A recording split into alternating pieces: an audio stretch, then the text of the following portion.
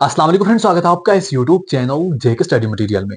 जेके बोस के जितने भी 11th क्लास के स्टूडेंट्स हैं, जैसा कि कल आपको इकोनॉमिक्स का पेपर है, तो इकोनॉमिक्स में जो आपको स्टैटिस्टिक फॉर इकोनॉमिक्स आ जाता है, वहां पर कुछ आपको चीजें बनानी होती हैं ग्राफिकल एंड कुछ आपको यहाँ पर मैथमेटिकली चीजें निकालनी होती हैं, स्टैटिस्टिकल टूल वगैरह। तो वो किस हिसाब से करना है, वो 35 मार्क्स में आपको यहाँ पर कुछ ही मिनट्स में पूरा सिखाने जा रहा हूँ। तो इस वीडियो को एंड तक देखना। अगर आपको ये चीजें बिल्कुल भी नहीं आती, तो आप कुछ ही मिनट्स में ये चीजें पूरी आपको आ जाएंगी। एंड जिन बच्चों को इकोनॉमिक्स बहुत ज्यादा वीक है, अगर आप इस वीडियो को अच्छे तरीके से देखोगे, कल का पेपर आपका बहुत अच्छे से जाएगा और सभी बच्चे पास हो जाएंगे। देखो 11th क्लास वालों को इकोनॉमिक्स का 80 मार्क्स का पेपर आएगा जिसमें आपको 29 पास मार्क्स रहेंगे।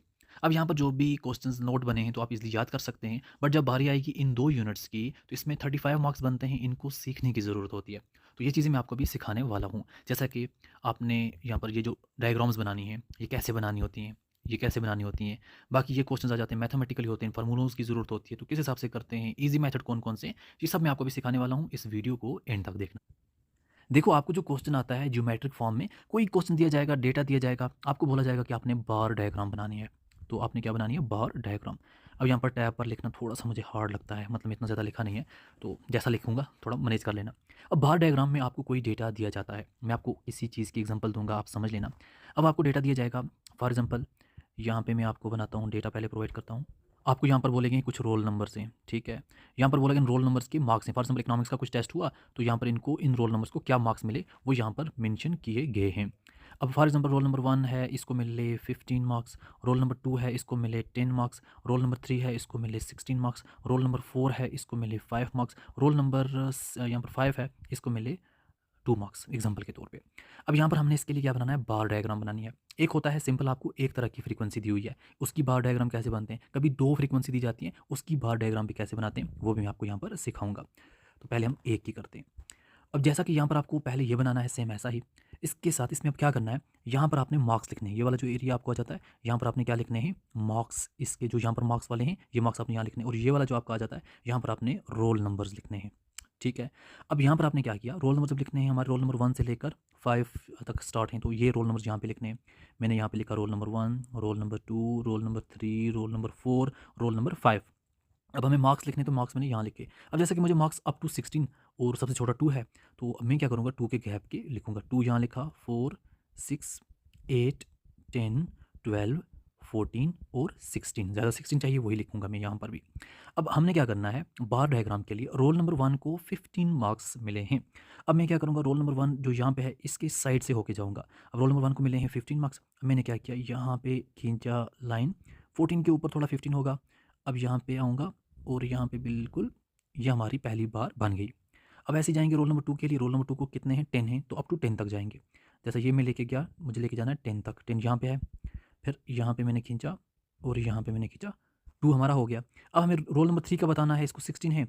अब मैंने क्या किया, यहाँ पे खींचा इसको और ऊपर लेके गया यहाँ तक, और यहाँ पे मैंने ये खींचा और यहाँ तक मैं लेके आया, हो गया 16। फिर रोल नंबर 4 को 5 है, रोल नंबर 5 को 4 को हमारे 5 तक, ये 4 की थोड़ा सा ऊपर होगा, एंड ये हो गया। एंड रोल नंबर 5 को 2 है, और ये तो बिल्कुल इस हिसाब से 2 के बराबर बन गया। ये हमारी बार डायग्राम बन के तैयार हो गई। अब आपने क्या करना है, कुछ चीज़ों का ध्यान रखना है। ये जो आपने डिस्टेंस रखना है, ये वाला ये बराबर होना चाहिए, ये वाला बराबर होना चाहिए, ज़्यादा कम या ज़्यादा नहीं होना चाहिए। नॉर्मल मिस्टेक चलेगी, ज़्यादा नहीं होना चाहिए। ये हमारी बार डायग्राम है, सिर्फ और सिंपल सिंगल फ्रीक्वेंसी की। अब कभी कभार क्या होता है, हमें डबल फ्रीक्वेंसी पूछी जाती है, जैसा कि यहाँ पर हमें दिए गए हैं रोल नंबर्स, एंड यहाँ पर बोला गया है स्टूडेंट्स को इकोनॉमिक्स में कितने मार्क्स हैं, और यहाँ पर बोला गया है इसको इंग्लिश में कितने मार्क्स हैं। अब ये हमारे रोल नंबर्स हैं, रोल नंबर 1, 2, 3, 4, 5। अब इस बंदे को इकोनॉमिक्स में मार्क्स हैं 10, 2, 8, 6, 4। अब इसको कितने हैं इंग्लिश में, अब इसी स्टूडेंट को रोल नंबर 1 को इंग्लिश में है 5, इसको यहाँ 10 है, यहाँ 5 है, यहाँ 6 है, यहाँ 2 है। अब हमने इसकी बार डायग्राम कैसे बनानी है वो भी देख लो, कोई मुश्किल नहीं है, बस आपने थोड़ा सीखना है। अब यहाँ पर हमने क्या किया, पहले नीचे रोल नंबर्स लिखे, रोल नंबर सेम है, वही रोल नंबर मैंने 1 लिखा, बट गैप थोड़ा ज़्यादा देंगे। यहाँ 2 लिखा, यहाँ 3 लिखा, यहाँ 4 लिखा, यहाँ 5 लिखा। अब यहाँ मैं क्या करूँगा, पहले यहाँ पर मैं इकोनॉमिक्स के लिखूँगा, रोल नंबर 1 को पहले यहाँ पर हम यहाँ हमारे क्या जानते हैं, रोल नंबर, ये बताना भूल गए दोबारा से, और यहाँ हमारे आ जाएंगे मार्क्स। अब यहाँ पर मैंने रोल नंबर लिख के मार्क्स लिखूँगा, मार्क्स में स्टार्ट करूँगा 2, 4, 6, 8, 10। अब मैं यहाँ पे क्या करूँगा, पहले रोल नंबर 1 को कितने मार्क्स हैं इकोनॉमिक्स में, 10 हैं, तो मैं 10 तक लेके जाऊँगा, कि क्योंकि इसको कितने मार्क्स हैं, 10 मार्क्स हैं। एंड इसी को इंग्लिश में कितने हैं, 5 हैं। तो जो इंग्लिश में 5 हैं, हम क्या करेंगे, इसी को यहाँ पे आधा पोर्शन इसका इसका रह जाएगा इंग्लिश के लिए। तो इंग्लिश को मैं रखूँगा 6 के बिल्कुल आसपास ये। एंड फिर इसी बंदे को 2 मार्क्स हैं इकोनॉमिक्स में, कोई और बंदा है ये 2 मार्क्स, बट इसी बंदे को यहाँ इकोनॉमिक्स में कितने आ जाते हैं, 10 मार्क्स। तो मैं इसी के लिए इसका एक और पार्ट बनाया, ये मैंने 10 कर दिया। अब यहाँ पर आप देखोगे हमारे पास 2 हैं, एक इकोनॉमिक्स एक इंग्लिश है, तो 2-2 बन रही हैं। जैसे एक ये बन रही है, एक ये, एक ये, एक ये। तो यहाँ पर कितनी-कितनी बन रही हैं, 2-2 बन रही हैं। अब इस हिसाब से हम देखेंगे रोल नंबर 3 को कितने हैं, 8 मार्क्स हैं, तो हम जाएँगे यहाँ 8 तक। अब रोल नंबर 3 को इसमें कितने हैं, 5 मार्क्स हैं, तो यहाँ पे हम क्या करेंगे, 5 तक जाएँगे कि चलो जी 5 मार्क्स यहाँ तक इसको हैं, ये आ गया 5। अब हम जाएँगे इसमें, इसको कितने मार्क्स आ जाते हैं, रोल नंबर 4 को 6 मार्क्स हैं, तो हम 6 तक जाएँगे, ये हो गया हमारे 6। एंड इसी को यहाँ पर कितने मार्क्स हैं, यहाँ भी 6 हैं, तो ये भी हमारा अप टू 6 ही रहेगा। ऐसे हमने रोल नंबर 5 का बनाना है। रोल नंबर 5 को कितने मार्क्स हैं, रोल नंबर 5 को 4 मार्क्स हैं, पहले हम लेके गए 4 मार्क्स तक, चलो जी ये लेके गए, और दूसरे के साथ हम कितने लेके गए, 2 मार्क्स तक, ये लेके गए। तो ये हमारी बन गई बार डायग्राम जब हमें 2 का फ्रीक्वेंसी दी हुई है। इसको हम फ्रीक्वेंसी बोलते हैं, इसको फ्रीक्वेंसी बोलते हैं। तो आई होप आपको ये चीज़ समझ आ गई होगी कि 2 को हम कैसे बनाते हैं। अब सेकंड हमारी आ जाती है, और फ्रीक्वेंसी किसी हिसाब से पूछी जाए, 3 की पूछे, आप इसी को 3 ऐड कर सकते हैं, कोई इशू नहीं है। तो अब हम देखते हैं पाई डायग्राम। नेक्स्ट आपको आ जाता है, नेक्स्ट आपको आता है पाई डायग्राम। अब पाई डायग्राम को आपने कैसे बनाना होता है वो भी अच्छे तरीके से देख लो, कोई मुश्किल नहीं है। पाई डायग्राम क्या होती है, पाई डायग्राम आपका एक किस्म का सर्कल होता है, इस हिसाब से इसमें हमने डेटा प्रोवाइड करना होता है। अब आपको मैं एक चीज़ और बता दूं, जो हमारा सर्कल होता है इसका जो एरिया होता है वो 360 डिग्री के बराबर होता है। ये मैं क्यों बता रहा हूँ, क्योंकि अभी हमें ये ज़रूरत पड़ने वाला है। अब यहाँ पर देखो, इसका मैं ज़्यादा नहीं बनाऊंगा, बिल्कुल कम चीज़ें रखूँगा ताकि आप इजीली समझ सको। फॉर एग्जांपल हमें यहाँ पर ये चीज़ बोली गई है कि यहाँ पर हमारे पास बुक्स, किसी स्टूडेंट का एक्सपेंडिचर बताया जा रहा है कि इसको पूरे साल में बुक्स पर कितना खर्चा आया। फॉर एग्जांपल इसको बुक्स पर आया 1080 रुपीज़, एंड इसी बच्चे को पेन पर कितना टोटल खर्चा आया, तो इसको आया 360 रुपीज़। अब इसी बच्चे को यहाँ पर फ़ीस पे कितना खर्चा आया, जो उसने फ़ीस पे की, समझो फ़ीस पे इसको टोटल खर्चा आया 720 रुपीज़। अब हम यहाँ पर करेंगे टोटल कितना बना, अगर हम टोटल कैलकुलेट करेंगे हमें आएगा 2160 रुपीज़। अब टोटल की क्यों ज़रूरत है वो भी मैं आपको अभी बताता हूँ सब कुछ। देखो हमें यहाँ पर बुक्स में खर्चा कितना आया, जैसा मैंने आपको अभी बताया 1080 रुपीज़ खर्चा आया। बट अब हमने क्या करना है, यहाँ पर हमने कैलकुलेशन करनी है, हमें बुक्स जो है वो कितना बनता है। बुक्स का अगर हमें 1080 रुपीज़ खर्चा आया, डिवाइड करना है टोटल के साथ, जो टोटल हमें 2160 है, और इनटू करना है 360, क्योंकि 360 हमारा क्या है, यहाँ पर इसका एरिया जाता है। इस हिसाब से हमें क्या हुआ, बुक्स का यहाँ पे 1080 इन टोटल 2160 इनटू हमें बुक्स का ये एरिया आ गया 360। अगर हम इसको कैलकुलेट करेंगे, देखो कैलकुलेशन के लिए आप सिंपल कैलकुलेटर साथ रख सकते हैं, ज़रूरी नहीं कि आप ज़्यादा से ज़्यादा कैलकुलेशन करें। बट आप अगर यहाँ पे इसको कैलकुलेशन करोगे भी तो आपको यहाँ पर इसका कितना आएगा, इसको कट करोगे आपको आ जाएगा 0.50, इसको मल्टीप्लाई करोगे 360 के साथ, तो यहाँ पर आपको बुक्स का आ जाएगा 180। इस हिसाब से आपने लिखना है। ऐसे ही आपने पेन का लिखना है, जैसा कि पेन का आप क्या लिखोगे कि पेन का हमें तो टोटल 360 आ गया, डिवाइड करेंगे टोटल 2160 के साथ, इंटू मल्टीप्लाई करेंगे 360 जो इसका एरिया जाता है, इसका आपको अप्रॉक्सीमेटली 60 तक बन जाएगा, 59 पॉइंट समथिंग, बट बन जाता है 60 तक। ऐसे ही आप करोगे, चलो जी फीस हमें 720 बनती है, टोटल हमारा जाता है 2160 रुपीज़, इंटू करेंगे 360 जो हमारा एरिया है सर्कल का, तो इसका आप कट कटा के करोगे तो यहाँ पर आपको बन जाएगा इसका 120। अब आपने क्या करना है, पाई डायग्राम पे ये चीज़ें पूरी लोकेट करनी है। किस हिसाब से करोगे, देखो टोटल एरिया आपको कितना आ जाता है 360। अब मैंने आपको बोला बुक्स का कितना आ गया 180 डिग्री, तो 360 का हाफ कितना होता है 180 डिग्री। इसका मतलब है यहाँ पर हम इसको बिल्कुल हाफ करेंगे, ये जो 180 डिग्री है ये हमारी बुक्स आ जाती हैं, ये हमारी क्या आ गई बुक्स, क्योंकि 360 डिग्री टोटल है, इसका हाफ 180 डिग्री क्या बन गई हमारी बुक्स बन गई, तो ये ऊपर हाफ हमारा क्या बन गया बुक्स का पोर्शन बन गया। अब सेकंडली हमें आ जाता है, एक तो पेन रह गई, दूसरा फीस रह गई, ये दोनों मिलकर 180 बनते हैं। अब इन दो को नीचे एडजस्ट करना है। अब इन सिंपल बताऊँ आपको, अगर आपको ज़्यादा मैथ नहीं भी पता, अगर हम सिंपली यहाँ ऐसे हाफ जाएंगे तो ये वाला 90 बन जाएगा, ये वाला 90 बन जाएगा, ठीक है। अब आप ये चीज़ देखो कि आपको ये वाला ज़्यादा है, तो 90 से ज़्यादा जो चीज़ है आपने थोड़ा बहुत इधर ज़्यादा खींचना है, ज़रूरी नहीं 100% परफेक्ट हो, थोड़ा ज़्यादा खींचना है। ज़्यादा कौन सा है, फीस है, तो आपने यहाँ पे फीस रख दी, 90 से ज़्यादा है, और 90 से कम वाला जो है वो 60 है, 60 में आपने पेन कर दिए, तो आपकी यहाँ पर पाई डायग्राम बन के रेडी हो गई। दोबारा मैं आपको बताऊँगा किस हिसाब से बनी हमारी पाई डायग्राम।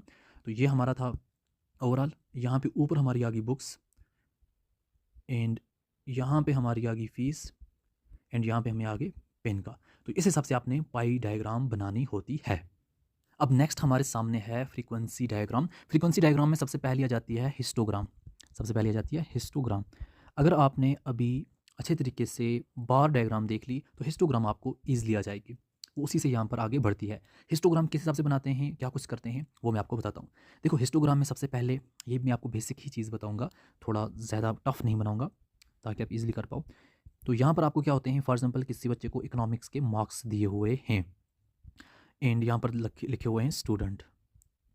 अब समझो इस बात को इस हिसाब से कि यहाँ पर बच्चे जो हैं जिन 0 से लेकर 5 मार्क्स मिले हैं, 0 से लेकर 5 मार्क्स मिले हैं, कितने स्टूडेंट्स हैं जी? 4 स्टूडेंट्स हैं जिनको 0 से लेकर 5 मार्क्स मिले हैं।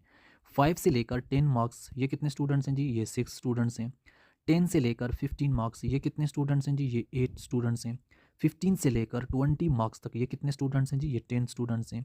20 से लेकर 25 मार्क्स तक ये कितने स्टूडेंट्स हैं? ये 6 स्टूडेंट्स हैं। अब यहाँ पर हमें हिस्टोग्राम में एक चीज़ होती है कि हमारी जो सीरीज़ होती है कंटिन्यूस होती है। जैसे कि 0 से 5, 5 के बाद डायरेक्ट 5 से ही 10, 10 के बाद डायरेक्ट 10 से 15, 15 के बाद डायरेक्ट 15 से 20, 20 के बाद डायरेक्ट 20 से 25। अगर आपकी सीरीज़ कंटिन्यू नहीं है, आपको बोला गया हिस्टोग्राम बनाओ, आपने क्या करना है? तो अगर आपको ये जो सीरीज़ है कंटिन्यू नहीं है तो आपने क्या करना है? फॉर एग्जांपल आपको दिया गया है 1 से लेकर 4 तक ये डेटा है, फिर 5 से लेकर 8 तक ये डेटा है। अब यहाँ पर अगर आप देखोगे 4 के बाद ब्रेक है, फिर 5 आता है, तो इसमें आपकी हिस्टोग्राम नहीं बन पाएगी। 4 के बाद फिर 4 से होना चाहिए, तो इसलिए आपने क्या करना है, यहाँ आपने जो आपकी लोअर लिमिट है माइनस करना है 0.5 और इसको आपने प्लस करना है 0.5। अब क्या हो जाएगा, जब माइनस किया 1 से माइनस किया 0.5 आपका क्या बन जाएगा, ये बन जाएगा 0.5 से ये बन जाएगा प्लस किया तो ये क्या बन जाएगा, ये आपका हो जाएगा 4.5। अब जब इसको आपने 0.5 माइनस किया 5 से, तो 5 वाला 0.5 माइनस करोगे ये बन जाएगा 4.5। फिर ये वाला 8 को आपने प्लस किया तो ये बन जाएगा 8.5। तो ये 4.5 यहाँ है, यही सेम 4.5 यहाँ बन जाएगा, ऐसे ही 8.5 से 8.5 यहाँ बन जाएगा। तो ये सीरीज़ आपकी कंटिन्यू बन जाएगी। जब आपको सीरीज़ कंटिन्यू नहीं होगी तब आपने ये काम करना है। अब यहाँ पर हमारे पास तो कंटिन्यू है, हम क्या करेंगे वो देख लो। देखो आपने सेम जैसा मैंने आपको क्या बोला था, बार डायग्राम जिसको आ गई समझो ये भी आ गई, कोई मुश्किल नहीं है। यहाँ पर हम लिखेंगे स्टूडेंट्स, ये वाला हमारा पोर्शन आ जाएगा स्टूडेंट्स का, और ये वाला जो नीचे है यहाँ पर हम लिखेंगे मार्क्स कि किस स्टूडेंट को कितने मार्क्स मिले हैं। सब डेटा हमारे सामने है। स्टूडेंट्स हमारे पास क्या हैं, ज़्यादा से ज़्यादा 10 स्टूडेंट्स, उससे ज़्यादा तो है नहीं। अब हम क्या करेंगे 10 तक ही जाएंगे। जैसा हमने यहाँ पे रखा 2, यहाँ पे रखा 4, यहाँ पे रखा 6, यहाँ पे रखा 8, यहाँ पे रखा 10, तो हम 10 तक ही जाएंगे। अब मार्क्स हमें कितने हैं, देखो यहाँ 0 हमारा है, 0 से 5 आ जाता है, 5 से 10 आ जाता है, 10 से 15 आ जाता है, 15 से 20 आ जाता है, 20 से 25 आ जाता है। ये चीज़ें हो गई। अब हमने क्या करना है, हमें पहले बोला गया 0.5 से 0 से लेकर 0.5 तक कितने हैं 4 हैं, 0 से 5 तक कितने हैं 4 हैं। तो हम यहाँ पर क्या करेंगे इस हिसाब से बनाएंगे, क्योंकि 0 से 5 तक कितने बन गए 4। फिर 5 से 10 तक कितने हैं 6, ये 5 है ये 10 है, तो इस तक कितने हैं, यहाँ पर हमारे पास 6 हैं, तो ये हमारा बिल्कुल साथ में जुड़ता रहेगा, ठीक है। तो 5 से 10 तक कितने आ गए 6, फिर 10 से 15 कितने आ गए 8, तो 10 से 15 हमारे पास 8 हैं, तो ये हो गया ये बराबर 8 के, तो हमें यहाँ 15 पे लगाया, हो गया 10 से 15 8 बराबर 8 बन गए। अब यहाँ पर 20 से 25 कितने हैं 6 हैं, 15 से 20 कितने हैं 10, 15 से 20 10 थे, हम यहाँ पे आए, यहाँ पे आए, ये आगे 20 तक। फिर हमें क्या है 20 से 25 कितने हैं 6 हैं, 20 से 25 6 हैं, तो हमने ये 6 हमारा ऐसे यहाँ पे है, तो इसको यहाँ पे बनाया, तो ये हमारी हिस्टोग्राम बन के तैयार हो गई। ये हमारी क्या बन गई हिस्टोग्राम। तो हिस्टोग्राम को आपने बिल्कुल ऐसे ही बनाना है। तो इसमें कंटिन्यू सीरीज़ होती है, ये क्या बन जाती है कंटिन्यू सीरीज़ के हिसाब से, तो ये आपकी बन के तैयार होगी हिस्टोग्राम। अब ये आपका काम हो गया हिस्टोग्राम का। अब उसके बाद आपको पॉलीगॉन आता है, वो बिल्कुल सिंपल है, हिस्टोग्राम आ गई तो पॉलीगॉन आ जाएगी। देखो जिसको यहाँ पर बार डायग्राम आ गई वो हिस्टोग्राम बना सकता है, अब जिसको हिस्टोग्राम भी आ गई वो यहाँ पर पॉलीगॉन भी बना सकता है, कोई मुश्किल नहीं है। कोई भी आपको डेटा दिया जाए पॉलीगॉन बनाओ, आप बिल्कुल बना सकते हो। अब आपने क्या करना है पॉलीगॉन के लिए, समझो आपको सिमिलर डेटा दिया गया है, थोड़ा मैं यहाँ पर कट करता हूँ, थोड़ा सा आपको सब्र करना है। देखो आपने क्या करना है पॉलीगॉन के लिए, समझो आपको सिमिलर डेटा दिया गया है, अब इस डेटे के ऊपर आपने पॉलीगॉन बनाना है। किस हिसाब से बनाओगे, क्या करना है, तो आपने क्या करना है, सबसे पहले समझो इकोनॉमिक्स के मार्क्स हैं, वही आपको दिए गए हैं इकोनॉमिक्स के मार्क्स, और यहाँ पर क्या है, यहाँ पर हमारे स्टूडेंट्स हैं, ये इकोनॉमिक्स के मार्क्स हैं, यहाँ हमारे स्टूडेंट्स हैं, तो ये दोनों डेटा हमारे आगे। अब आपने क्या करना है, यहाँ पर इन सिंपल इसका मिड पॉइंट लेना है, 0 और 0.0 से 5 के बीच में इसका मिड पॉइंट क्या है, सेंटर का एरिया क्या है, तो वो 2.5 है, तो आपने यहाँ पे लिया 2.5 और यहाँ पे क्या रखा वही 4, यहाँ पे वही 4। अब आपने देखा 5 से 10 तक मिड पॉइंट क्या है, आपको आ जाएगा 7.5। अब आपने यहाँ पे लिखा 7.5, अब इसका यहाँ पर क्या है 6 है, वही सेम 6 रखना है। 10 to 15 तक कितना है 12.5, 12.5 का आपको कितना है, ये आपको 8 आ जाता है। एंड फिर आपको आ जाता है 15 से 20 के हाफ क्या है 17.5, एंड इसका आपको क्या है 10 आ जाता है। फिर ऐसे ही आपको यहाँ पर 20 से 25 का हाफ क्या है, ये आपको 22.5 आ जाएगा, और इसका आपको कितना है 6 है। ये आपको आ गया। अब इसी हिसाब से पॉलीगॉन जो है आप सिंपली भी बना सकते हो। देखो पॉलीगॉन का एक और तरीका भी है, जो मैंने आपको मिड पॉइंट निकाले 2.5। देखो 0 से लेकर 5 के बीच में 2.5 क्या है ये, 5 से 10 7.5 क्या है ये, ऐसे 10 to 15 12.5 क्या है ये, जो रेड पॉइंट मैं आपको दिखा रहा हूँ। 15 से 20 का आपको यहाँ पर सेंटर क्या जाता है 12.15 से 17.5। 20 से 25 के बीच में क्या जाता है आपको आ जाएगा 22.5। अब आपने ये लाइन खींची इसके साथ, ये खींची इसके साथ, ये खींची इसके साथ, ये खींची इसके साथ, इसको हम बोलेंगे पॉलीगॉन विद हिस्टोग्राम। ठीक है, पॉलीगॉन विद हिस्टोग्राम ये हमारी है। अगर आपको पूछा जाए पॉलीगॉन विद हिस्टोग्राम बनाओ तो आपने इस हिसाब से बनानी है, सेम आपका डेटा है वो सेम निकालना है। अगर आपको सिंपल और सिर्फ पॉलीगॉन निकालना है तो आपने जो आपको ये डेटा दिया गया इसका मिड पॉइंट निकालना है, सेंटर निकालना है, ये हमारा हो गया। अब सेम आपने ये वैसी ही बनानी है जैसा आपने क्या किया, तो आपने यहाँ पे ऐसे बनाई, ऐसे बनाई। अब यहाँ पर आपको क्या थे मार्क्स, यहाँ पे स्टूडेंट्स, यहाँ पर वही मार्क्स आपने रखने हैं। बट मार्क्स आपने कैसे सबसे रखने हैं, यहाँ हमारा 0 आ गया, यहाँ हमारा अब 2.5 आ गया ये। अब उसके बाद हमें 7.5 आ गया, अब उसके बाद 12.5 आ गया, उसके बाद 17.5 आएगा, उसके बाद हमें 22.5 आ गया। अब यहाँ पर हमें कितना रखना है वही हम रखते हैं 2 4 6 8 10, ज़्यादा से ज़्यादा 10 जाएंगे बस हो गया। अब हमने क्या करना है पॉइंट यहाँ डालने, 2.5 तक कितना है 4, 2.5 का हम जाएंगे यहाँ पे 4, एंड 7.5 का 6, 7.5 है इसका हम लेके जाएंगे 6 तक, 12.5 का 8, 12.5 है इसका 8 हमें यहाँ पे आ जाता है लगभग, एंड थोड़ा यहाँ पे इधर उधर हो सकता है कोई मसला नहीं है। 17.5 का 10 है, 17.5 का तो हम यहाँ पे आएंगे 10 तक, एंड 22.5 का 6 है, 22.5 का 6 है यहाँ पे आ जाएंगे ये। अब इन पॉइंट्स को हम क्या करेंगे ऐसे ही ज्वाइन करेंगे, ये हमारा पॉलीगॉन बन के तैयार हो गया। इस हिसाब से आपने पॉलीगॉन बनाना है। अब हमारा नेक्स्ट आ जाता है ओग्यू, ओग्यू OGIVE। आपको या तो ओग्यू बोला गया है तब भी आपने सेम लिखना है, अगर आपको कुमुलेटिव फ्रीक्वेंसी करो बोला गया है तब भी आपने सेम लिखना है, क्योंकि ओग्यू को कुमुलेटिव फ्रीक्वेंसी करो भी बोलते हैं। अब इसके लिए सबसे पहले आपने अलग से जगह बनानी है पूरा टेबल बनाने के लिए, बट आपको वहाँ से सिर्फ और सिर्फ दो चीज़ें दी जाती हैं। अब क्या कुछ दिया जाता है, बाकी क्या कुछ बनाना है देखते जाओ। सबसे पहले आपको दिया जाता है कोई भी यहाँ पर चीज़, जैसा मैं वही इकोनॉमिक्स के मार्क्स रखता हूँ आपके लिए, एंड यहाँ पर हम रखते हैं स्टूडेंट्स। आपको कोई भी डेटा दिया जा सकता है बट आपने इसी हिसाब से फिर बनाना है। आपको फॉर एग्जांपल बोला गया है कि बच्चों को 0 से लेकर 5 मार्क्स तक टोटल 4 स्टूडेंट्स हैं, और यहाँ पर ऐसे स्टूडेंट को 5 से लेकर 10 मार्क्स हैं वो हमारे पास 6 स्टूडेंट्स हैं, एंड ऐसे जिनको 10 से लेकर 15 मार्क्स हैं वो हमारे पास 8 स्टूडेंट्स हैं, एंड जिन बच्चों को 15 से लेकर 20 मार्क्स हैं वो हमारे पास 10 स्टूडेंट्स हैं, जिनको 20 से लेकर 25 मार्क्स हैं वो हमारे पास टोटल 6 स्टूडेंट्स हैं। ये डेटा आपको दिया जाएगा। अब इस डेटे के साथ साथ आपको और डेटे की भी ज़रूरत पड़ेगी, जैसा कि क्या, मैं थोड़ा लंबा खींचूंगा इसको। सबसे पहले आपको ज़रूरत पड़ेगी जिसको हम लेस दिन भी बोलते हैं, या तो हम इसको बोलते हैं अपर लिमिट, अपर लिमिट। अब ये क्या है, ये आपके पास है, इसको कहीं ज़्यादा दूर से ढूंढना नहीं है। जो हमारी ये वाली एरिया है ना, ये चीज़, इसके अपर लिमिट को हम बोलते हैं लेस दिन भी, या फिर हम बोलेंगे इसको अपर लिमिट। अपर लिमिट क्या है इसकी 5 है तो यहाँ पर हम लिखेंगे 5। इसकी अपर लिमिट क्या है 10 है तो यहाँ पे हम लिखेंगे 10। इसकी 15 है यहाँ 15 लिखेंगे, इसकी 20 है तो यहाँ 20 लिखेंगे, इसकी 25 है तो यहाँ पर हम 25 लिखेंगे। तो ये हमारी क्या है, इसको हम लेस दिन भी बोलते हैं या फिर हम अपर लिमिट बोलेंगे। देखो मैं ज़्यादा आपको एक्सप्लेन नहीं कर रहा, मैं आपको बिल्कुल आपके कॉन्सेप्ट क्लियर कर रहा हूँ ताकि आप इजीली इस एग्जाम में मतलब जो भी चीज़ें आपको पूछें आप उसको कर सको। अब ये जो लेस देन और अपर लिमिट है इसमें आपने क्या करना है, कुमुलेटिव फ्रीक्वेंसी निकालनी है। अब आपको बात समझ थोड़ी थोड़ी आ जाएगी।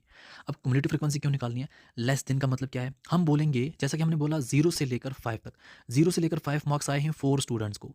अब मैं आपको ये बात बोलूँ कि लेस देन 5 मार्क्स कितने स्टूडेंट्स को हैं, 5 मार्क्स से कम मार्क्स कितने स्टूडेंट्स को हैं। तो अगर 0 से 5 मार्क्स 4 स्टूडेंट्स को हैं तो लेस देन 5 मार्क्स भी 4 ही स्टूडेंट्स को होंगे। इसका मतलब है 4 स्टूडेंट ऐसे हैं जिनको 5 से कम मार्क्स हैं। सेकंड बात मैं आपको पूछूंगा 10 से कम मार्क्स कितने स्टूडेंट्स को हैं, तो ऐसे बच्चे जिनको 10 से कम मार्क्स हैं। 0 से 5 मार्क्स वो भी लेस देन 10 मार्क्स आता है, और 5 से 10 मार्क्स ये भी लेस देन 10 मार्क्स आता है। तो इसका मतलब है 4 + 6 ये दोनों को ऐड करेंगे हो जाएंगे 10, तो एस 10 हो जाएंगे सॉरी। तो हमारे पास 10 से कम मार्क्स 10 स्टूडेंट्स को हैं।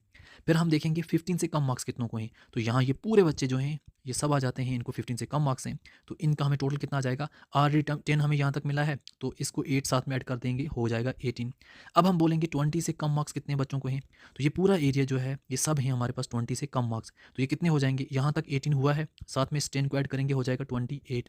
अब हम बोलेंगे 25 से कम मार्क्स कितने बच्चों के हैं, यहाँ तक 28 हुआ है, इसको ऐड करेंगे 6 को, ये हो जाएगा 34। तो ये बन जाएगा हमारे पास पूरा कुमुलेटिव फ्रीक्वेंसी, तो जो हमें आगे ज़रूरत पड़ने वाली है। अब कैसे ज़रूरत पड़ेगी थोड़ा इसको समझ लो। जैसा हमारे पास ये हमारी बन गई। अब यहाँ पर हम लिखेंगे नीचे मार्क, तो ये हमें हमारा 34 आ जाएगा ये वाला। अब यहाँ पर हमें मार्क्स आ जाएँगे। मार्क्स हमारे कहाँ से स्टार्ट हैं?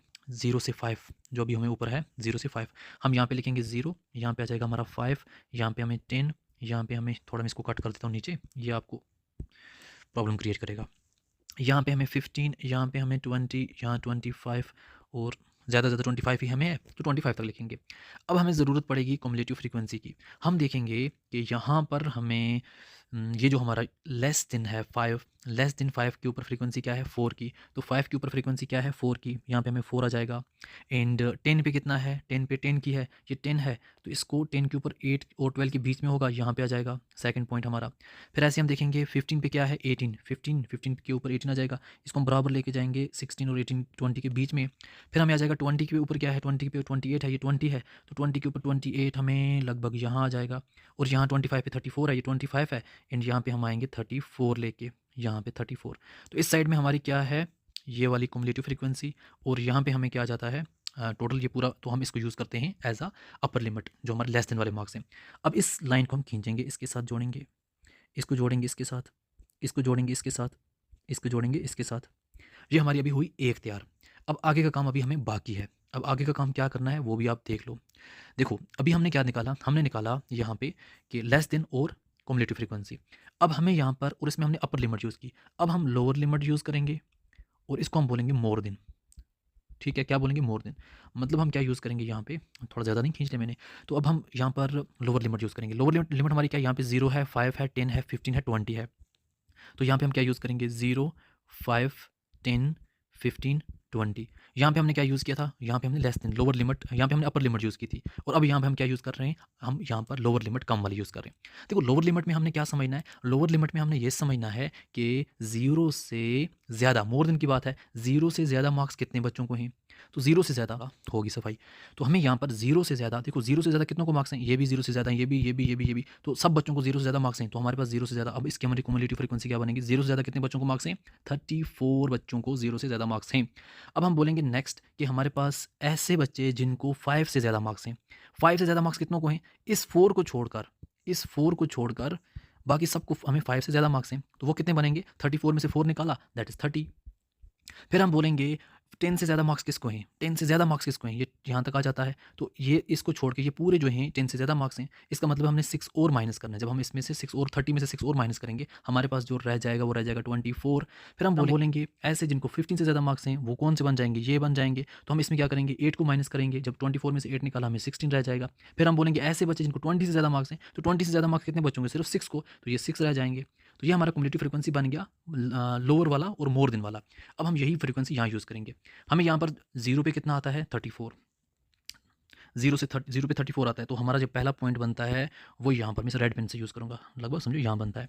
फिर हमारा यहाँ पर 5 पे कितना है 30, 5 यहाँ पे है, यहाँ पे हम आ जाएंगे 30 पे। फिर हमारा 10 पे कितना है 24, ये 10 है, 10 पे 24 कहाँ पे है, यहाँ पे। फिर हम आ जाएंगे 15 पे 16 है, ये हमारा 15 है, 15 पे हमारा लगभग यहाँ 16 है, आस-पास है। देखो यहाँ 15 था, यहाँ 16 है, 15 पे 16 है, तो थोड़ा आस-पास है। अब हम जाएँगे 20 पे कितना है, 20 पे हमें 6 है, ये 20 आ गए, 20 पे हमारा 6 है, 6 कहाँ है, यहाँ पे है। अब ये हमारा इस हिसाब से बन जाएगा, ये, ये और ये, जो भी जहाँ होना। तो ये हमारा क्या बन गया, एक किस्म का क्युमुलेटिव फ्रीक्वेंसी कर्व। इसको हम क्युमुलेटिव फ्रीक्वेंसी कर्व भी बोलते हैं, या फिर हम ओगियो कर्व भी बोलते हैं। तो इस हिसाब से आपने बनानी है, कोई भी आपको ओगियो कर्व आए या फिर क्युमुलेटिव फ्रीक्वेंसी कर्व आए, तो इस हिसाब से आपने बिल्कुल बनानी है। अब हमें नेक्स्ट जो क्वेश्चन आता है, नेक्स्ट आ सकता है, वो आपको आ सकता है कि आपने अर्थमेटिक लाइन बनानी है, अर्थमेटिक लाइन, या फिर हम इसको दूसरा नाम बोलते हैं टाइम सीरीज ग्राफ। ये बिल्कुल सिंपल होता है, बट थोड़ा बहुत आपने कुछ चीज़ों का ध्यान रखना होता है। यहाँ पे एक फॉल्स बेस लाइन बनती है, बस उसका ही ध्यान रखना होता है, बाकी आपने कुछ भी ध्यान नहीं रखना है। यहाँ पर हमें एक फॉल्स बेस लाइन बनती है। अब यहाँ पर मैं आपको बताने जा रहा हूँ करना क्या होता है। एक्चुअली मैं आपको सिंपल बताऊँ, हमें अगर हम JNK की बात करें, मैं आपको एक सिंपल बात बोलूँ, हम यहाँ पर देखेंगे एक चीज़ कि हमारे पास ये चीज़ बोली जाए कि एप्पल के बारे में, हमें यहाँ पर बोला गया एप्पल के बारे में कि एप्पल जो है इस हिसाब से हुई। हम बोलेंगे 2020 में हमारे एप्पल की ग्रोथ हुई थी, टोटल हमारे पास जो एप्पल हुए थे वो हुए 5000, एंड 2021 में हुए 6000, 2022 में हुए 7000, एंड 2023 में हुए 8000। अब हमें इसका क्या बनाना होता है, इसका ग्राफ बनाना होता है। देखो मैं आपको एक सिंपल बात और बताऊँ, यहाँ पर मैंने क्या किया, ईयर लिए। मैं आपको सिर्फ समझाने के लिए बोल रहा हूँ, बाकी इसमें कुछ खास नहीं है, ये वाली चीज़ जो आपको बताने जा रहा हूँ। मैंने यहाँ पे लिया 2000, ये हमारा ईयर है, ये हमारा 2021 है, ये हमारा 2022 है, ये हमारा 2023 है।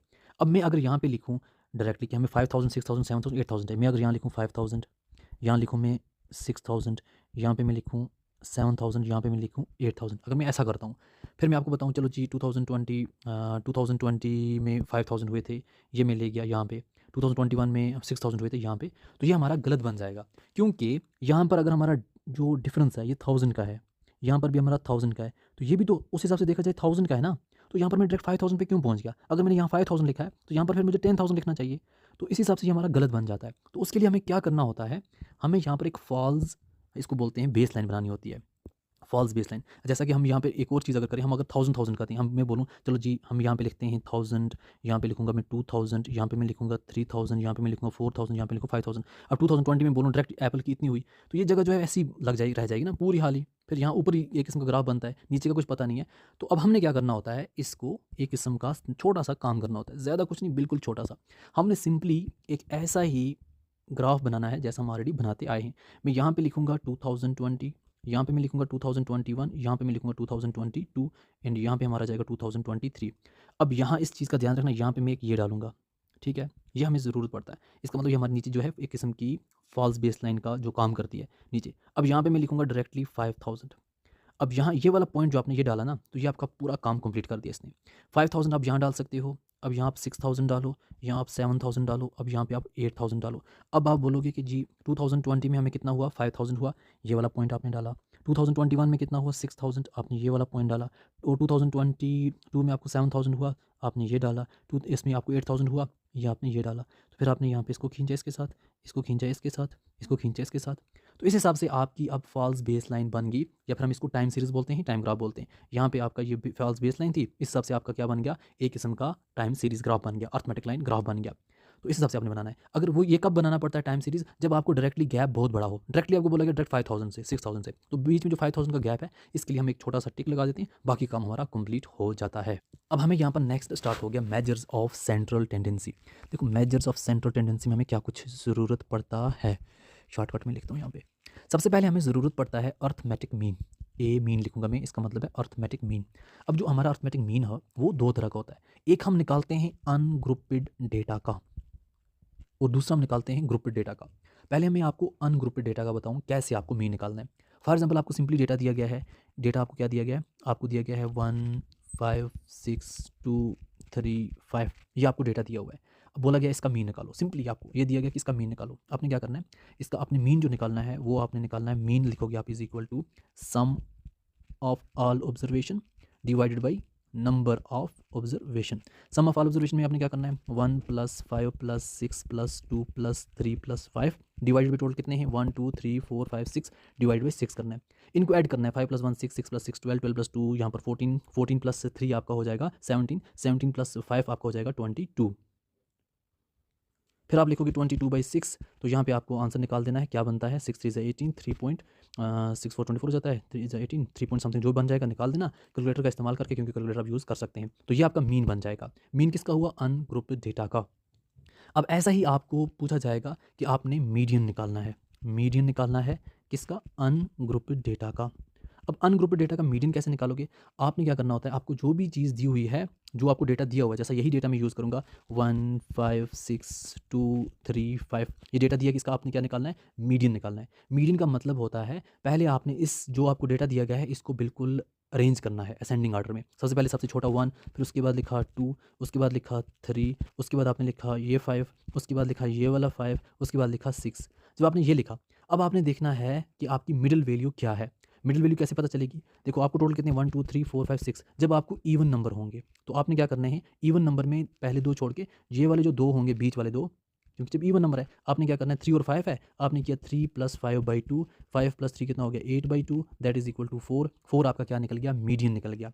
अब यहाँ पर इवन था तो आपने क्या किया, सेंटर वाले दो को ऐड करके डिवाइड किया 2 के साथ। अगर आपको यहाँ पर ऑड होगा, जैसा आपको सिंपली लिखा है 1 2 3 5 6 का निकालो, तो आपने क्या किया, इन दो को साइड के बीच बच गया 3, तो 3 आपका क्या है, 3 आपका मीडियन है। तो तो ये आपको कब पता चलेगा, जब आपको बिल्कुल ऑड नंबर होंगे। ऑड नंबर क्या होते हैं, 1 3 5 7 9 11 13, ये आपके ऑड होते हैं। तो इसमें जो सेंटर वाला होता है वही आपका मीडियन होता है। जब आपको यहाँ पर इवन नंबर हो 2 4 6 8 10 12 ऐसे, तो आपको सेंटर वाले जो दो होते हैं इनको प्लस करना होता है, डिवाइड 2 करना होता है, जो आंसर आ जाता है आपका मीडियन बन जाता है अनग्रुप्ड डेटा का। अब हम यहाँ पर देखते हैं मोड। मोड क्या होता है? देखो, अनग्रुप्ड डेटा की बात कर रहे हैं। अनग्रुप्ड डेटा में जो आपका मोड होता है वो हम बोलते हैं जो ज़्यादा रिपीट होता है। जैसा हमारे पास क्या था, 1 2 3 5 5 6 था, इसमें ज़्यादा रिपीट कौन सा हुआ है, 5 5 हुआ है। तो 5 दो बार रिपीट हुआ है, बाकी सब सिंगल हैं, तो 5 हमारा मोड बन जाएगा क्योंकि ये दो बार रिपीट हुआ है। अब हम निकालेंगे हमारा जो मीन है, अर्थमेटिक मीन, ए मीन ग्रुप्ड डेटा का। जब हमारे पास डेटा ग्रुप में हो, पहले तो सिंपल था, ग्रुप्ड डेटा का जब होगा तब हम क्या करेंगे वो यहाँ पर आप देख सकते हैं। ग्रुप्ड डेटा का मतलब क्या होता है, फॉर एग्जाम्पल हमें यहाँ पर बोला गया है कि ये कुछ बंदों की एज है 10 से लेकर 15 तक, एंड ये है 16 से लेकर 20 तक, और ये है हमें 21 से लेकर 25 तक, ये 26 से लेकर 30 तक, एंड ये 30 से लेकर 35 तक, ये हमारा एज ग्रुप है। एंड इसमें बोला गया कि हमारी क्लास में या किसी जगह भी 10 से लेकर 15 तक कितने स्टूडेंट्स हैं, 3, और 16 से लेकर 20 तक कितने हैं जी, 7 हैं, एंड 21 से 25 तक कितने हैं, 5 हैं, 26 से 30 तक कितने हैं, 2 हैं, 31 से 35 तक कितने हैं, तो ये हमारे पास समझो एक है। अब हमें ये जो चीज़ें हैं, ये दोनों चीज़ें दी हुई होती हैं, इसको हम ये हमें फ्रीक्वेंसी बोलते हैं, इसको हम एफ से डोनेट करते हैं। तो ये हमें दिया होता है, बाकी का हमने खुद तैयार करना होता है। अब सबसे पहले हमें यहाँ पर एक मिड पॉइंट चाहिए जिसको हम एक्स बोलते हैं, मिड पॉइंट। मिड पॉइंट के लिए सबसे पहले हमें यहाँ पर ये जो फ्रीक्वेंसी है, फ्रीक्वेंसी का जमा ऐड, जब हम ऐड करते हैं तो हम इसका समेशन लिखते हैं, summation of F mean frequency का ऐड। तो इसको अगर हम ऐड करेंगे ये कितना हो जाएगा, 7 + 3 10 10 + 5 15 15 + 2 17 + 1 18। तो इसका मतलब है जो हमारा ये फ्रीक्वेंसी है ये 18 है। तो अब 18 ये हमारा क्या बन गया, 18। देखो अब हमें यहाँ पर मिड पॉइंट की ज़रूरत है। 10 और 15 का जो मिड पॉइंट है, सेंटर क्या है, वो आता है 12.5। इन 16 और 20 का अगर मिड पॉइंट देखें वो क्या आ जाएगा, 16 17 18 20, तो यहाँ पर आ जाएगा 18। ऐसे इसके बीच में हमें 23 आ जाएगा, यहाँ पे हमें 28 आ जाएगा, यहाँ पे इसका मिड पॉइंट सेंटर जो है वो 33 आ जाएगा। ये हमारे बन गए मिड पॉइंट। अब ये हमारा है क्या, एक्स, ये हमारा एफ है। अब हम एफ एक्स निकालेंगे। एफ एक्स का मतलब है एफ को मल्टीप्लाई करेंगे एक्स के साथ, 3 को मल्टीप्लाई करेंगे 12.5 के साथ, तो ये हमारा बन जाएगा 37.5। 7 को करेंगे 18 के साथ, ये हमारा बन जाएगा 126। 5 को करेंगे 23 के साथ, ये हमारा बन जाएगा 115। 2 को 28 के साथ करेंगे तो बन जाएगा 56। 33 वन सा 33। अब इस पूरे को ऐड करेंगे एफ ऑफ एक्स को, summation of F of X मतलब जो एफ ऑफ एक्स है इस पूरे को ऐड करेंगे। अगर आप कैलकुलेटर का इस्तेमाल करो, इसको ऐड करो, तो आपको आंसर आ जाएगा 367.5। 367.5। अब आपका मीन क्या है, अब ग्रुप डेटा का मीन जो है वो है summation of F of X divided by summation of F. तो summation of F of X मतलब हो गया 367.5 डिवाइडेड बाई 18। तो आप इसको कैलकुलेट करोगे, आपको इसका आंसर आएगा 20.42 जब आप इसको कैलकुलेटर का इस्तेमाल करोगे। तो ये हमारा ग्रुप डेटा का मीन निकल के आ गया। अब हमें है ग्रुप डेटा जो है, ग्रुप डेटा का अगर एग्ज़ाम में आ गया मीडियन बताओ तो हम क्या करेंगे। डेटा हमें दिया होता है बेसिक डेटा, जैसा कि हमें क्या दिया हुआ है, सिर्फ और सिर्फ मैंने वही सेम यूज़ करूँगा। एज को हम एक्स बोलेंगे और यहाँ हमें फ्रीक्वेंसी दी हुई है। अब जैसा कि मैंने आपको अभी बताया जो सेम लिखूँगा मैं, 10 से लेकर 15 तक हमारे पास 3 थे, एंड 16 से लेकर 20 तक हमारे पास 7 थे, एंड सेम 21 से लेकर 25 तक हमारे पास 5 थे, 26 से लेकर 30 तक हमारे पास 2 थे, एंड 31 से लेकर 35 तक हमारे पास 1 थे।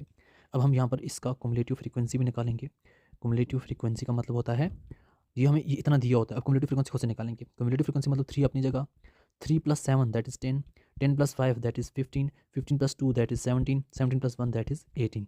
अब एफ हमारा वो भी क्या बना, 18 बना, और ये हमारा कुमुलेटिव फ्रीक्वेंसी आ गया। अब आगे हमें ज़रूरत पड़ने वाला है।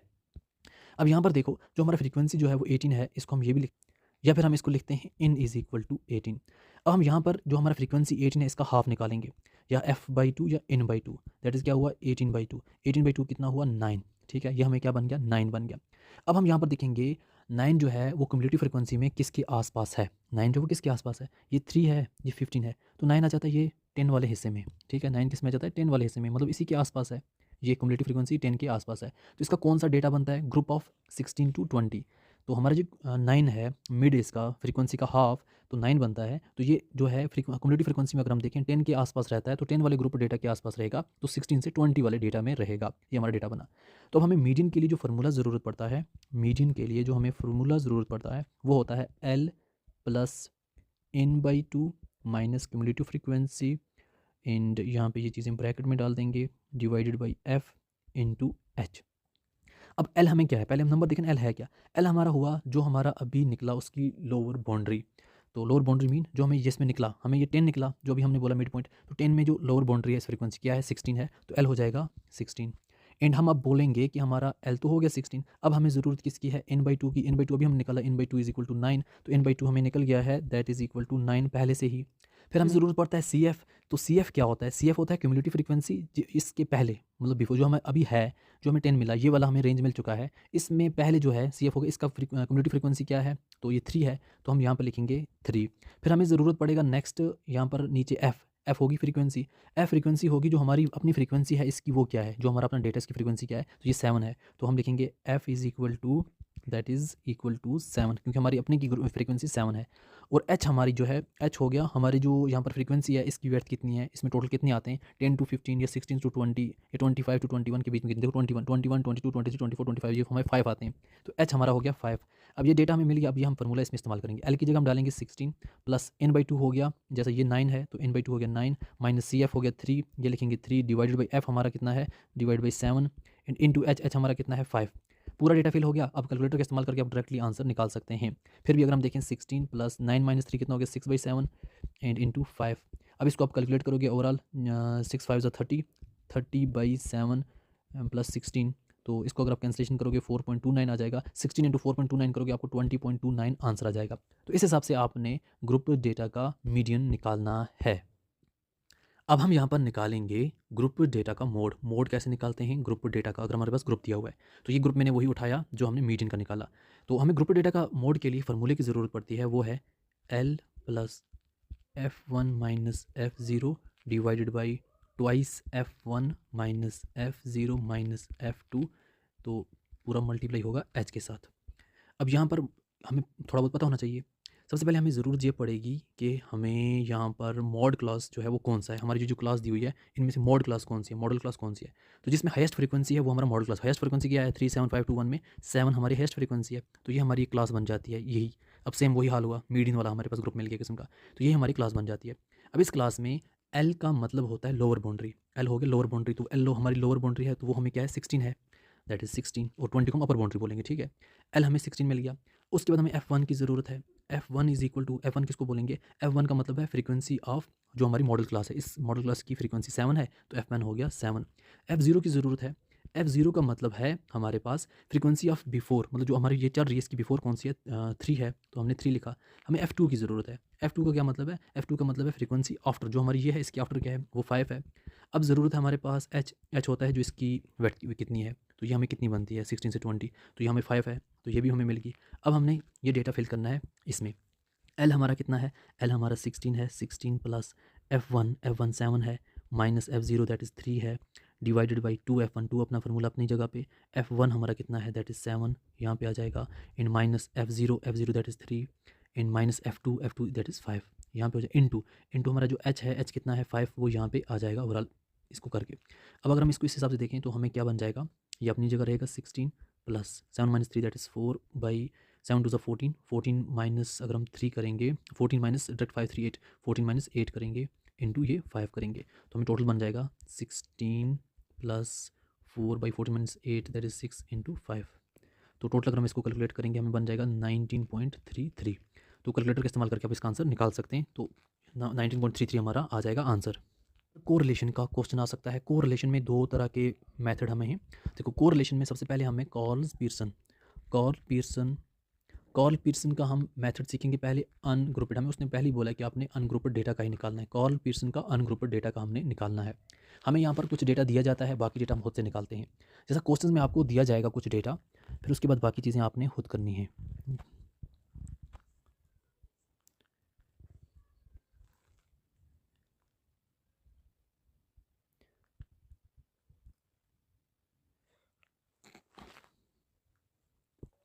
जैसा कि यहाँ पर एक्स है वाई है, यहाँ पे कुछ भी हो सकता है, किसी का सब्जेक्ट, किसी के मार्क्स, कुछ भी। अब हम यहाँ पे क्या करेंगे, फॉर एग्जांपल इसका 10 है, इसका 12 है, इसका 8 है, इसका 7 है, इसका 7 है, तो इसका 6 है। ये डेटा उधर से दिया हुआ होता है। ये भी 9 है, ये भी 9 है, ये भी 10 है, ये 8 है, ये 11 है, ये 6 है, ये 5 है और ये 7 है। ये डेटा उधर से दिया हुआ होता है, तो इसका आपने कुछ नहीं करना है। फिर ये हमें हो गया, फिर बाकी हमने खुद बनाना होता है। तो अब हम इसको पूरे को लेके जाते हैं पहले। तो हमें यहाँ पर एक तो एक्स वाई हो गया, सबसे पहले हम ऐड करेंगे एक्स को। जैसा मैंने आपको बोला था जब हम ऐड करते हैं हम समेशन ऑफ एक्स लिखते हैं, तो जब इस पूरे को ऐड करेंगे हमें आएगा 60। ऐसे ही अगर हम ऐड करेंगे वाई को तो हमें यहाँ पर आ जाएगा 55। मैंने ऐड किया है तो आप बाकी करके खुद देख सकते हैं। फिर हमें नेक्स्ट आता है एक्स का स्क्वायर, मतलब 10 का स्क्वायर क्या है दैट इज़ 100, 8 का स्क्वायर क्या है दैट इज़ 64, 7 का ये अब खुद हमने निकालना है। तो 7 का स्क्वायर क्या है, 7 7 49, 9 का क्या है दैट इज़ 81, 10 का क्या है दैट इज़ 100, 11 का क्या है 121, 5 का क्या है 25। एक्स स्क्वायर तो हो गया। अब इसी हिसाब से हमने एक्स स्क्वायर का क्या समेशन भी निकालना है, मतलब इसका समेशन क्या है, सम क्या है एक्स स्क्वायर का, वो हमें बन जाएगा 540। फिर हमें आ जाएगा एक्स स्क्वायर हो गया वाई स्क्वायर, सेकंड हमें वाई स्क्वायर, वाई वाला जो है इसका स्क्वायर निकालना है। 12 12 ज़ा 144, 7 7 ज़ा 49, 6 6 ज़ा 36, 8 9 9 ज़ा 81, 8 8 ज़ा 64, 6 6 ज़ा 36, 7 7 ज़ा 49। अब इस हिसाब से हम समेशन ऑफ वाई स्क्वायर करेंगे तो ये हमें आ जाएगा 459। और एक की ज़रूरत पड़ेगी, वो क्या पड़ेगी, एक्स वाई की, मतलब एक्स और वाई को मल्टीप्लाई करना है। एक्स स्क्वायर वाई स्क्वायर को नहीं, एक्स वाई को। 10 और 12 को, 10 12 ज़ा 120, 8 7 ज़ा 56, ऐसे ही आप करते जाओ, 42, 81, 80, 66, 35, और इसको भी आप ऐड ऑन कर दो 480। अब हमें मिला क्या कुछ, वो यहाँ पे मैं लिखता हूँ। समेशन ऑफ एक्स क्या है 60, समेशन ऑफ वाई क्या है that is 55, summation of X square क्या है that is 540, summation of Y square क्या है दैट इज़ 459, और समेशन ऑफ एक्स वाई क्या है दैट इज़ 480। यहाँ तक हो गया। अब हमें यहाँ पर एक देखना है टोटल नंबर कितने हैं, 1 2 3 4 5 6 7। तो इसको हम बोलेंगे इन हमारा कितना है, इन इज इक्वल टू 7, जो हमें टोटल नंबर दिए हुए हैं। अब हमें फार्मूले की ज़रूरत पड़ेगी। कोरिलेशन में हम लिखते हैं, कोरिलेशन में आर, कोरिलेशन में लिखते हैं आर, आर किसके बराबर है, फार्मूला ज़रूरत पड़ेगा इन, इनके साथ हमें ज़रूरत पड़ेगा summation of X Y minus summation of X into summation of Y whole divided by, यहाँ पे हमारा अंडर रूट आ जाएगा, n summation of X square into summation of X का होल स्क्वायर। ये हमारा हो गया, ये हो गया एक रूट, और यहाँ इसके बाद मल्टीप्लाई के साथ साथ दूसरा रूट, ये एक्स का था, अब यहाँ पर वाई का होगा, इन सेम है, summation of Y square minus summation of Y square, Y का होल स्क्वायर। अब हमने ये पूरा डेटा ऊपर ये लिख लिया, अब ये डेटा हमने यहाँ पे फिल करना है, ऊपर से उठा के यहाँ पे लिखते रहना है। सो इन हमारा आ जाएगा 7, summation of X Y summation of हो गया that is 480, summation of X Y जैसे ये बना था, तो ये हमारा कितना बना, into 480 minus summation of X कितना बना 60, और समेशन ऑफ वाई कितना बना, मल्टीप्लाई करना है, वाई हमारा जैसा ऊपर मैंने लिखा हुआ है 55, आप देखते जाओ, इंटू 55। इस यहाँ पर हमारे पहले हमें क्या जाएगा, इन हमारा 7 है, 7 into summation of X square है 540, तो ये मैंने थोड़ा ज़्यादा लगा दिया। फिर आ जाएगा minus summation of X square हमारा कितना आ जाएगा 60 का स्क्वायर, एक्स हमारा जो 60 निकला है इसका स्क्वायर यहाँ पे लिखना है, ठीक है। फिर हमारा सेकंड अंडर रूट एक और आ जाएगा, जिसमें हमें लिखना है 7 इंटू 459 माइनस 55 का स्क्वायर। अब हमने ऊपर कैलकुलेट किया 7 इंटू 480 है, हमारा हो जाएगा 3360 माइनस जो हमने 60 इंटू 55 किया, ये हमारा हो गया 3300, होल जब हमने किया इसको आपस में, ये हमारा हो गया 3780 माइनस 3600 मल्टीप्लाई बाई, इनको मल्टीप्लाई करते जाओ, ये हमारा हो गया 3213 माइनस 55 का स्क्वायर हो जाएगा 3025। फिर आप इसको कैलकुलेट करो, 3360 को 3300 मतलब 3300 माइनस करोगे, ये बन जाएगा 60, ये बन जाएगा under root of 180 into under root of 188। जब आप इनको करोगे ये आपको बन जाएगा 60 divided by under root of 33840, इनको आपस में मल्टीप्लाई करना है। तो फिर आप जब यहाँ पे ये चीज़ भी निकाल दिया आपने, तो अब आपको 3380 जो है, ये आप इसको अगर आप अंडर रूट निकालोगे ये आपको बन जाएगा अंडर रूट ऑफ 18440 जो है, अगर आप इसको कैलकुलेट करोगे ऐसे ही अपने कैलकुलेटर का इस्तेमाल करके अंडर रूट ऑफ इतना, क्योंकि अगर आप अंडर रूट निकालना सीखने लग जाओ तो फिर गया काम से अब। तो under root of 184 is equal to 0.32, ये आपका आंसर बन जाएगा, आर इज इक्वल टू 0.32। अब ये प्लस में है तो आप इसको पॉजिटिव कोरिलेशन बोल सकते हो, तो पॉजिटिव कोरिलेशन, तो ये कार्ल पीटरसन का मेथड है अनग्रुप्ड डेटा के लिए।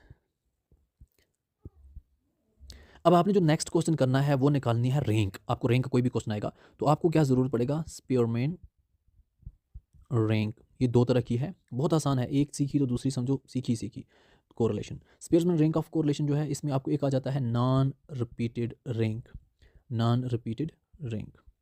अब नॉन रिपीटेड रैंक के लिए आपने क्या करना है, आपको क्या होगा, एक्स और वाई या दो कोई बंदे भी हैं, उनकी कुछ रैंक दी जाएगी या उनका कोई डेटा दिया जाएगा, रैंक आपने खुद बनानी है। जैसा कि यहाँ पर आपको दिया है x, यहाँ पर आपको दिया y, बोला कि इसका यहाँ पर 10 है, इसको 20 है, इसको 30 है, इसको 40 है, इसको 50 है। और दूसरा जो y दिया है, इसका दिया है ये 40, ये 30, ये 50, ये 20, ये 10। समझो इसका स्कोर है, जो चीज़ भी है वो यहाँ पे आपको हो गया। अब आपने क्या निकालना है यहाँ पे आपने निकालना है rank of x, rank of x। तो और यहाँ पे आपने निकालना है रैंक ऑफ y। तो फिर यहाँ पे आपको ज़रूरत पड़ेगा rank of x minus rank of y, और लास्ट पे आपको ज़रूरत पड़ेगा स्क्वायर ऑफ इनकी जो रैंक, इसको हम d बोलेंगे, square of d।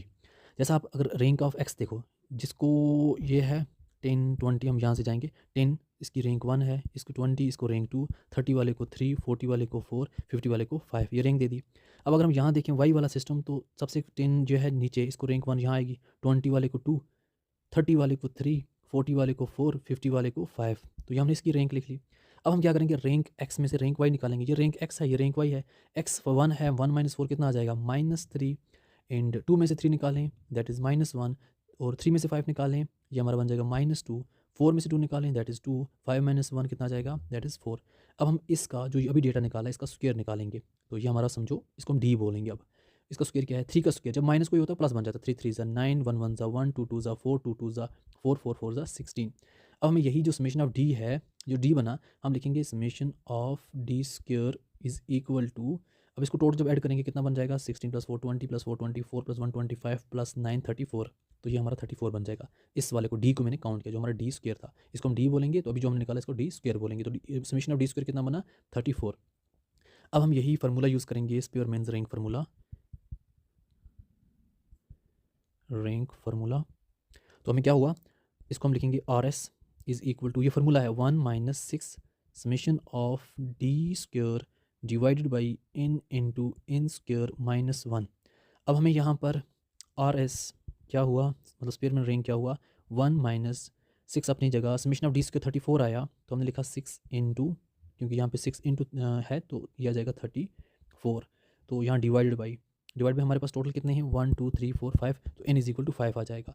In 5 bracket में n स्क्वायर मीन 5 का स्क्वायर माइनस 1 अपनी जगह पे। अब हम क्या करेंगे, 1 अपनी जगह, 6 इंटू 34 करना है, तो ये हमें आ जाएगा 204 डिवाइडेड बाई 5 अपनी जगह, 5 का स्क्वायर दैट इज़ 25 माइनस 1 अपनी जगह, 1 हो जाएगा 24, 24 को 5 से मल्टीप्लाई करेंगे, ये बन जाएगा हमारा 120 जाएगा। 2 के साथ हो सकती है इजीली, बिल्कुल 2 के साथ बिल्कुल हो सकती है, हम यहाँ पे लिखेंगे 4 के साथ बिल्कुल हो सकती है, हम करेंगे 4 30 ज़ा 120 एंड 4 1 ज़ा 4, 4 6 ज़ा 4 5 ज़ा 20, 4 1 ज़ा 4, हमें हो गया 51/30, 3 10 ज़ा 30 एंड 3 17 ज़ा 51, हमें हो गया 1 - 17/10, 10 माइनस 1, 10 इंटू 10, 10 इंटू 1 10, 10 माइनस 17 हो गया 7 बट माइनस 7 डिवाइडेड बाई ये 10, तो 7/10 दैट इज़ 0.7, बट माइनस आएगा तो यहाँ पे आ गया -0.7। इसको हम बोलेंगे नेगेटिव कोरिलेशन, क्योंकि माइनस आया। तो ये हमारा जो हमने पढ़ा वो पढ़ा स्पीयरमैन्स रैंक विद जो हमारा क्या था, नॉन रिपीटेड था। नॉन रिपीटेड का क्या मतलब हुआ, नॉन रिपीटेड का मतलब हुआ कि जिसमें हमें रिपीट नहीं हो रही थी रैंक, अब हमें रिपीट जो है रैंक जो है वो रिपीट होगी। कैसे, मैं थोड़ा बहुत आपको बना के दिखाता हूँ। जैसा कि यहाँ पर हमारा x है, ये हमारा y है। अब मैंने क्या किया, x को यहाँ पे 10 आया, यहाँ 20 है, ये 20 है, ये 30 है, ये 40 है, ये 50 है, ये 30 है, ये 40 है, ये 20 है, ये 10 है। अब बात को समझना थोड़ा सा, रैंक ऑफ x आ जाएगी, रैंक ऑफ x, और यहाँ पे हमारी आ जाएगी रैंक ऑफ y। बाकी वही सेम रहेगा, यहाँ पर बाद में कैलकुलेशन आपकी चेंज हो जाएगी।